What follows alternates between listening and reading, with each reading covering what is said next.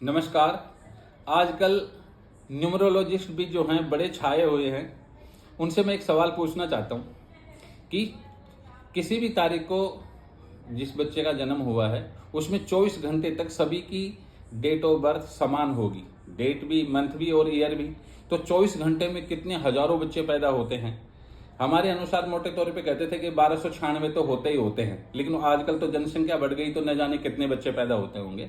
तो हम जो ज्योतिषी हैं, जब दो बच्चों का ट्विंस का जन्म होता है जिसमें 3 से 15-20 मिनट का ही अंतर होता है, तो उसकी जन्म पत्री देखने भी हमारे पसीने छूट जाते हैं, क्योंकि दो बच्चे अलग अलग हुए हैं, एक ही माता पिता के जुड़वा हैं और दोनों में 3 मिनट से लेकर 15-20 मिनट का अंतर है।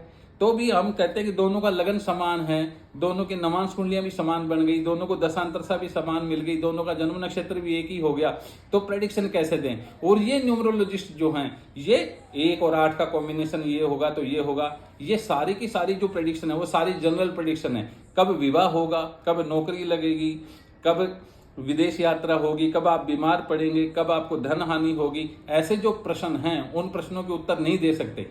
अगर कोई दे सकता है तो बात कर सकता है हमसे, क्योंकि मुझे भी न्यूमरोलॉजी पढ़ाते हुए 18 साल हो गए। तो मैं ज्योतिष, वास्तु और न्यूमरोलॉजी तीनों विषय पढ़ा रहा हूं।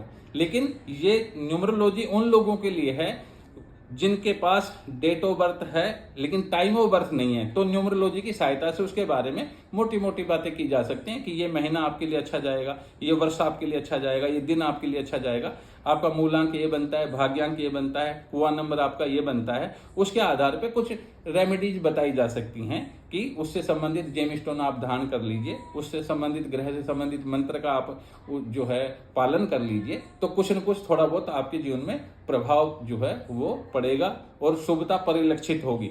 इसलिए ये जो चीजें बताते हैं इन पे भी ज्यादा बिलीव करने की आवश्यकता नहीं है, क्योंकि अभी मैंने एक व्यक्ति का सुना था 1 और 8 का कॉम्बिनेशन हो, पत्नी का 1 हो, पत्नी का 8 हो, तो दोनों का विवाह टूट ही जाएगा, दोनों के विवाह में गतिरोध ही होगा।